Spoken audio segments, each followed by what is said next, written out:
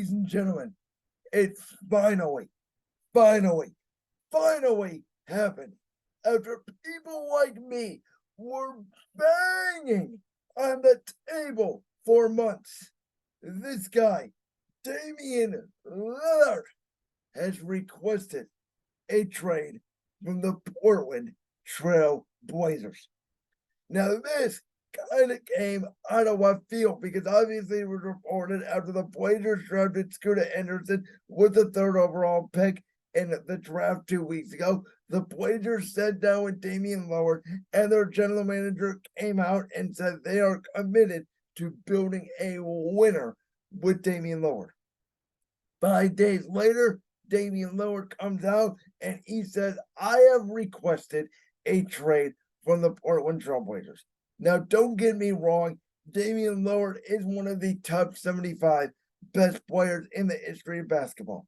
I admire somewhat Damian Lillard's loyalty to the Portland Trailblazers because that's what most guys did, obviously, prior to the LeBron James free agency movement in 2010. Before that, guys were not requesting trades. Guys were not leaving in free agency. Your mid-round guys were, but for the most part, your superstars, a lot like the NFL, stayed in their location for most or if not all of their careers. But obviously, the world has changed. Guys teamed up and guys won championships. Damian Lillard was always against the super team idea. But as we've been saying here on the Brands World, if you've been watching the NBA over the last 3, 4, 5 years, you notice a shift in the NBA. And that's that there truly is no dominating team per se. Now, the Nuggets were the best team in the NBA from December on last year. Nikola Jokic, won NBA Finals MVP. He was the best player in the playoffs. The Denver Nuggets won the NBA championship. By no means was Denver this invincible, unbeatable, white team. Obviously the Lakers, who got swept by them in the Western Conference Finals, but they did take, Denver all 4 games very closely. 2 or 3 of those games, the Lakers could have easily pulled out if they just would have gotten more production from their other guys in the fourth quarter. Boston, we all think of Boston as sort of this great team, and they've been good for years. Obviously, Tatum, Jaylen Brown, those guys, but they've gotten to 1 NBA Finals and no championship rings. Milwaukee, obviously the 1 championship with Giannis and a little bit of a short year coming off COVID. LeBron has only won 1 championship with the Lakers. Phoenix obviously made that 1 NBA Finals appearance, and that was without Kevin Durant since Chris Paul was there that 2021 season against Milwaukee. So my point is, there is no dominant team in the NBA anymore, even though most teams, your Nuggets, your Lakers, your Suns, your Celtics, your Bucks, your Sixers, your Cavs, your Warriors, etc., do have 1 or 2 stars on their team. The league and even the bad teams, Oklahoma City, Shai Gilgeous-Alexander, Dallas, obviously, Luka Doncic, Kyrie Irving, Washington had Bradley Beal, the Knicks, obviously, Jalen Brunson, Julius Randle. So there is, and you can even throw Charlotte in there with LaMelo Ball, New Orleans, Zion Williamson when he's healthy. So, the Clippers, we haven't talked about yet, Kawhi Leonard, Paul George. There is talent all over this league. And the Portland Trailblazers are the definition of a team that for literally ever since Damian Lillard has been there over a decade, have been stuck in purgatory. They tried to make it work for years with CJ McCollum and him, and as I have said, it had never worked and it would have never worked, and they should have traded CJ McCollum 5 years too late before they did. Your top 2 scorers in the NBA, I believe your primary scorers cannot both be guards without getting significant production from your front court. Now, you can say Golden State, obviously, Curry and Klay Thompson, but they got significant contributions from Draymond Green, from Mo Space, from Andre Iguodala, from Harrison Barnes, prior to Kevin Durant joining them, from Sean Livingston, from those guys off the bench to make it all work. Where, half or more of half your points every night cannot come from two guards that are ball centric guards. Obviously, I'm talking about James Harden, Russell Westbrook, Dame, and CJ. It's why I've said I don't know if Darius Garland and Donovan Mitchell will work in Cleveland. There's a ceiling to that. And that ceiling is first or second round of the playoffs. And the absolute worst place that you want to be in the NBA is that 5, 6, 7, 8 seed every single year. Where it's like, you're good enough to make the playoffs, but you're not really good enough to even make the Western Conference Finals, which Damian Lillard has only made the conference finals once in his career, and they got swept by the Golden State Warriors in 2019 when Durant was hurt, when the Warriors were on their way to make their 5th straight finals. That was the year that they all fell apart in the finals. Toronto took advantage, obviously, and won that NBA championship. But that was the only year the Blazers made the Western Conference Finals. And ever since then, the Blazers have been a really bad team. Again, Damian Lillard has tried to stay loyal to Portland, but it is time. Portland now has their next superstar, which I get it. There are concerns about injuries. We've seen players like Scoot Henderson in the past, John Morant, Russell Westbrook, Derrick Rose, and I absolutely get it from people's perspective that they don't think Scoot Henderson could be a superstar changing player because of that reason. But if Portland does this right and they trade Damian Lillard for a wing or a big, which they absolutely need, which is the problem, by the way, with the destination Damian Lillard wants to go, that being Miami, because Lillard wants to keep Bam Adebayo, obviously, and have Jimmy Butler and Bam. Miami just got rid of Victor Oladipo, Gabe Vincent, and Max Strus, which we'll talk about here in a little bit, have left to go to free agency to different teams. So they don't have a lot of other pieces, really, to trade to give to Portland outside of Tyler Hero. And Portland already has a lot of guards, and you can throw Duncan Robinson in a potential trade package as well.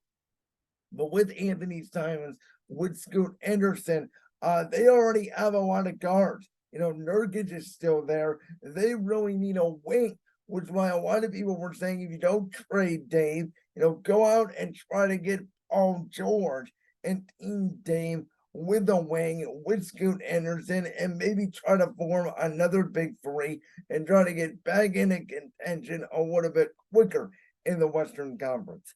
But Portland's going to do their due diligence.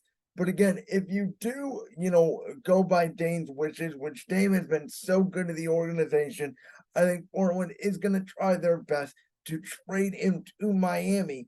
But if you can't get Bam Adebayo, obviously you're not going to get Jimmy Butler. Miami wants Dame, Butler, and Adebayo together. We'll give you everybody else.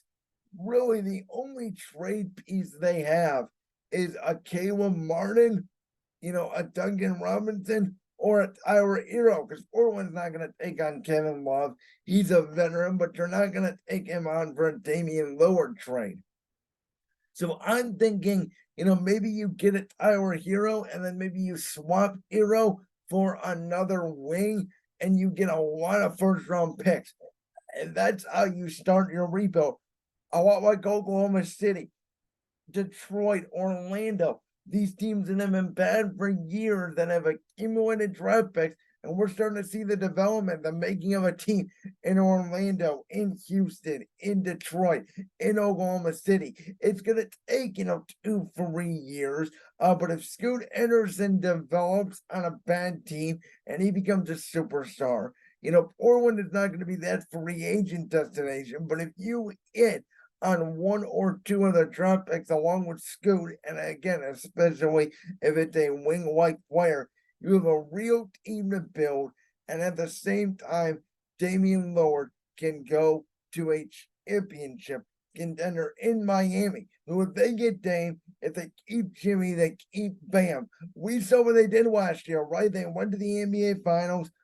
They really struggled scoring against Denver. I think they only scored 100 points, maybe once or twice in the whole series. If that, they could just not buy buckets. And now that depth for Miami is a little bit less, but if you have the star power of Dame Butler and Adebayo, then it's a greater threat, and their defense is still going to be good because they have the best coach of the league in Eric Spoelstra. Very Belichick-like, very, system-based. They're more of what the Spurs were 10 years ago with the Dungans, the Manos, the Tony Parkers. Eric Spoelstra has sort of overtaken the Greg Popovich best coach in the world mantra in the NBA. So we know Miami's going to be good. We know they're going to be hard, tough, and motivated. And that trio of Dame, Bam, and Jimmy Butler, that's better than Boston to me. It's better than what Philadelphia has right now. And it's right up there with Milwaukee if they're healthy. And it looks like Milwaukee is going to have to move some pieces. So if you get Damian Lillard, who I always said, I think he's really close to a superstar, as close as you can get. If you can make him your one, Jimmy Butler your two, Bam Adebayo your three, and Jimmy Butler can obviously be a one on some nights when necessary, and he's going to push Damian Lillard, and Damian Lillard's going to push Jimmy Butler, and they're going to make Bam Adebayo better. That is the makings of a real championship team that could see title down quickly come back to Miami. So I would love to see it. Again, Damian Lillard, don't feel bad. You've been in Portland 12, 13 years. You never got a real opportunity to go win a championship. You should have asked out of Portland a long time ago, like me and many in the media were saying. And this trade between Portland and Miami, to me, makes sense on both sides. And I hope it gets done relatively soon. Okay, from one trade to the other in the NBA, because this guy right here on my right here, if you're watching on YouTube, James Harden, he has opted in to his player option with the Philadelphia 76ers, but not to play for the Philadelphia 76ers next year. No. James Harden actually wants out of Philadelphia, and he felt betrayed by the way the Sixers handled him last year. Oh my God. James Harden. Listen, we talk about these players all the time. In the next segment, I'm about to talk about a guy very similar to James Harden in Kyrie Irving, who just re-signed with the Dallas Mavericks a little bit shockingly, but not as shocked if you haven't seen Kyrie Irving's market. Listen, James Harden is not as controversial in Kyrie Irving in terms of he doesn't believe the earth is flat. He doesn't have these critical, crazy-ass theories. But James Harden is just about as crazy as Kyrie Irving on the court, because James Harden, it doesn't matter where James Harden plays basketball. Oklahoma City, Houston, Brooklyn, Philadelphia, now wherever he's going to be next. There's a reason why James Harden seems to always want out, because James Harden thinks he is better than he actually is. The crazy thing is, we thought it was all crazy when Oklahoma City years ago, when you looked back and you saw they got rid of James Harden in Houston for nothing, and James Harden turned into a top 5 NBA player. Yet, for those years in Houston under Mike D'Antoni, where he was incredible, put up monster scoring numbers, drew so many fouls, put up like 35 points a game, was one of the most incredible offensive prolific scores we've ever seen in the history of the NBA, and it even won him an MVP. What did that get him? Absolute year after year after year, Chris Paul, Russell Westbrook, it didn't matter who his running mate was. Meltdowns in the postseason, which then eventually led Harden to getting fat, quitting on the Houston Rockets, forcing his way to Brooklyn to go play with Kyrie Irving and Kevin Durant. And then I gave James Harden credit in Brooklyn when he said, listen, you guys think I'm crazy? You ought to see Kyrie Irving. I am out of here. And Brooklyn traded James Harden to Philadelphia, which I always thought was a nice fit for Harden. Him, Joel Embiid, Doc Rivers, the ascending Tyrese Maxey in Philadelphia. Yet the Sixers once again another second round exit. And James Harden, even though many people have not said this yet, and I believe this because I've been saying it over the postseason, James Harden was the number 3 on that Sixer team. Joel Embiid was the number 1, Tyrese Maxey was the number 2, and then James Harden was the number 3 on that basketball team. James Harden now has almost completely eroded to he is not a scorer. And the weird thing about Harden is he can be a scorer occasionally, but when did we see him score the ball? When Joel Embiid was out in game 1 in that Boston series. It's like James Harden can score if there's not a center on the court. How weird is that? As great of an offensive player as James Harden is, and again, James Harden is one of the top offensive players in the history of the NBA. James Harden does not play defense. He weirdly melts down year after year after year after year after year in the postseason. No matter what rest he gets in the regular season, no matter what minutes he plays in the regular season, as the postseason goes on, as the postseason gets deeper, as the series gets deeper, James Harden gets small. And yet James Harden now, again, he's been in Brooklyn. Then he was in Philly for a year and a half, was in Brooklyn for a year and a half. Now, oh, I want to go back to Houston. I want to mentor the young kids. When has James Harden ever been a mentor? Do you really want him around? Guys like Jalen Green, Jabari Smith, Sengun, Kevin Porter Jr., some of the other young talent that the Houston Rockets have. You know, Ime Udoka is a tough-minded defensive head coach. We saw what he did with the Boston Celtics, got them to the NBA championship. They were a lot better defensively than they were this season under Joe Mazzulla. James Harden is going to go play for a defensive-minded head coach after he couldn't even get along with Doc Rivers. Now, I'm not defending Doc Rivers. He's a great regular season coach. He's a terrible postseason coach. He's basically Andy Reid when Andy Reid, didn't win a championship, obviously, prior to Patrick Mahomes. He's Andy Reid, but he got the championship first and then started melting down. Who could ever forget the 3-1 lead he had with Lob City's team of Chris Paul and Blake Griffin against the Houston Rockets and James Harden when they overcame that 3-1 deficit, that game 6, where Josh Smith just absolutely blew them out of the building. And then who would have thought the Rockets get killed by 40 against the Spurs, and James Harden barely showed up in that game 6 of the Western Conference Finals the same year. So James Harden is a very interesting player. I always love the Beard game. James Harden is magnificent to watch, just like Kyrie Irving. They have different mental issues for different reasons. James Harden is more on the court. Kyrie Irving has more dog in him on the court. Obviously, Kyrie is more off the field. James Harden's off the field just to do more of him quitting. On the court, he thinks he's better than he is, though he's one of the greatest passers. He's one of the greatest scorers. We just can't figure out why he melts down in the postseason. So at this point, I don't think Phoenix is a good fit for him either. Bradley Beal, James Harden, Devin Booker, Kevin Durant. Who's going to get the ball is the question on that team if that were to happen. Though it does seem like, again, Harden is a pretty good teammate. He never really had issues in the locker room outside of this situation with him getting fat and quitting on the Houston Rockets. I do not want to see him go back to young kids.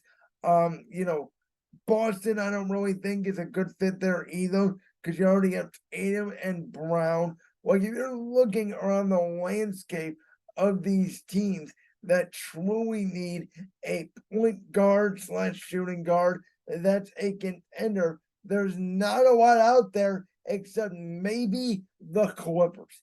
Could you imagine James Harden, Kawhi Leonard, Paul George on that team? Listen, oh, George, Brandon Miller loves him. Brandon Miller thinks he's the best player of all time.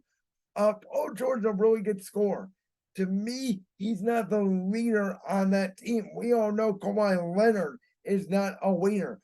Can James Harden with Tyronn Lue controlling the controls, which the Clippers have always needed a point guard, and we know that Harden can defer and Harden can facilitate. And with those two wings on the corner, with Kawhi Leonard and Paul George, with Tyronn Lue, who has a history of managing stars like LeBron, like Kawhi, like Kyrie Irving, I think the Clippers would be a really good fit. Because listen, Russell Westbrook was terrible for some nights in LA, but Tyronn Lue seemed to really get in the ear of Russell Westbrook, and it seemed like Westbrook even calmed down a little bit and played well with Tyronn Lue as his coach. So when I'm thinking about all the options for James Harden, again, I don't know how the salaries would work. If you're the Sixers, do you want to try to bring in Paul George? Would the Clippers be willing to go with a Harden, Kawhi Leonard, tandem, and hoping that Harden can facilitate and Kawhi Leonard can stay healthy and you don't have to rely on your two wings without a distributor? You can have a distributor and one wing. Would Philly just want some more bench depth and go with, Embiid, Maxey, and just a bunch of shooters and 3-and-D guys around those guys? If Damian Lillard goes to Miami or the Eastern Conference, which is where he's probably going to go, I think the Sixers would need more than that, which is why, again, a Paul George, Maxey, and Embiid combo would be a great combo with Harden and Kawhi Leonard with the Clippers. I think that would make sense, though the Clippers obviously would want to try to keep Paul George and make their own version of the Big Three work. So it's going to be very interesting.